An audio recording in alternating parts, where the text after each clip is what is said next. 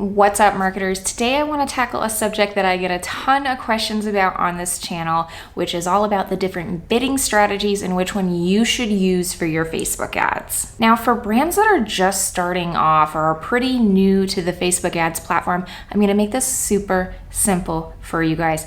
Just use the lowest cost bidding strategy. And the reason why I recommend this is because 9 out of 10 times when your Facebook ads aren't working, it has absolutely nothing to do with your bidding strategy and has a lot more to do with your creative, your landing page, or even your product. The other bidding strategies, in my opinion, are how you actually achieve better efficiency as you scale. Your bidding strategies are so seldom going to be the thing that help you gain traction on this platform. Your biggest levers are always going to be, number one, a product that people actually want. 2, great creative that is going to attract those people. And then number 3, actually pointing that great creative at the right people. Now, next I want to give you a breakdown of what these other bidding strategy options are and what they do. So when you are launching a new campaign on Facebook ads, you can use the following bidding strategies: lowest cost, highest value, minimum ROAS, bid cap, and cost cap. Now, the first one that I want to start with is lowest cost. Now, this is the one that I most commonly use. This is the one I see other media buyers most commonly use,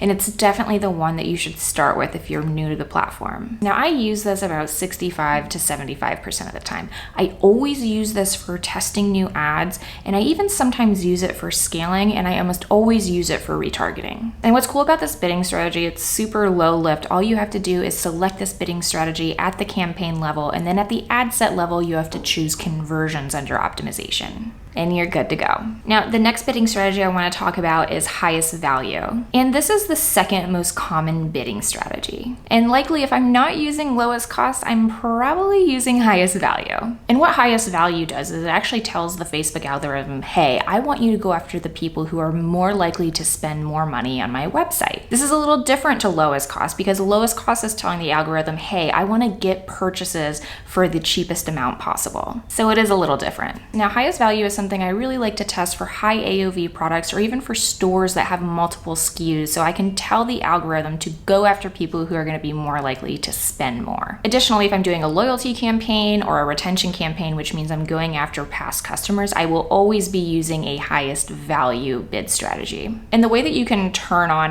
the highest value bidding strategy is you actually have to turn on at the ad set level, and under optimization, you're just going to select value. Now, next up is minimum ROAS, and minimum ROAS is supposed to help you at least break even on your spend and even try to get you to achieve a certain return from that spend. Now, the obvious question, why doesn't everyone always use minimum ROAS? Will this bidding strategy always get me the minimum ROAS that I'm after? And the answer is no. The biggest caveat to this strategy is it's always going to prioritize your results over spend. Meaning, if Facebook doesn't actually think it can get you the results that you're after, it's not even going to spend your money. So if you're just starting off, this strategy is not quite the silver bullet that you might think it's going to be. Additionally, in a post-iOS 14 world, you're going to need to make sure that you've enabled your pixel to pass back value via Facebook's new event aggregated measurement. Now, if you don't know what that means, be sure to check out this video right here. Essentially, in a post-iOS 14 world, you're going to need to have already told your Facebook pixel which events you're going to prioritize and you want it to actually track. And if you haven't done this yet as of March 2021, you need to look into doing this as soon as possible. Now, the big caveat here is that if you want to use minimum ROAS, you're going to have to tell your Facebook pixel to track purchase value. And that's actually going to take up exactly 4 more spots out of the 8 just to pass back that value data. And I don't know why that is. It's just how it is, because Facebook. But again, the big issue here with this bidding strategy is that if Facebook can't actually get you those results, it's not even going to spend, which is why I often recommend for newbies to go ahead and just use lowest cost or highest value. Now, with all of this said, I have actually seen the minimum ROAS bidding strategy save accounts that suffered from super inconsistent results. So if you're suffering from inconsistency and you've already done tons of testing on your audiences, on your creative,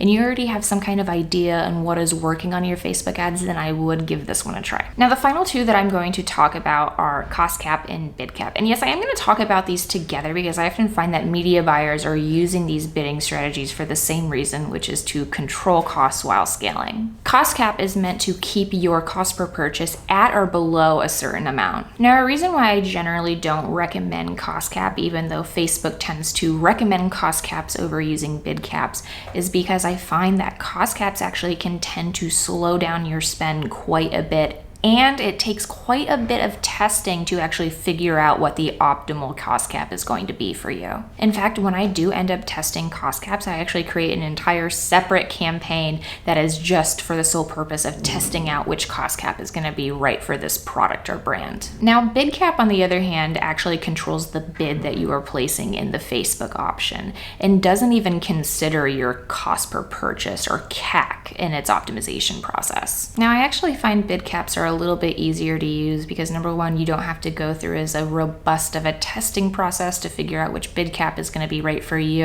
and it often more or less correlates to what you're willing to spend for that first customer. Bid caps are the most successful for clients who have access to internal LTV modeling, where they can actually determine the most efficient cost to attain a first-time customer. So this works really well for subscription-based businesses or businesses that have many SKUs and many repeat purchasers. One of the downsides of bid caps, however, is I do find that they need to be tweaked regularly. So this does require quite a bit of maintenance on the media buyer's part. Now, with all of this said, we are living in an iOS 14 pending world. This video was recorded in March 2021, and a lot of what I'm saying in this video might not be as relevant when Apple finally rolls out its ATT prompt. In fact, some advertisers actually believe that bid caps are going to be the preferred method for buying media on Facebook ads post iOS 14. And while I do think that there is a ton of validity to that theory, the truth is that none of us really knows what it's going to be like on Facebook ads post iOS 14 and the ATT prompt drop. And that is it. If you have any more questions about bid caps and which one your business should be using, be sure to leave me a comment below. And if you are a media buyer who has a favorite bidding strategy,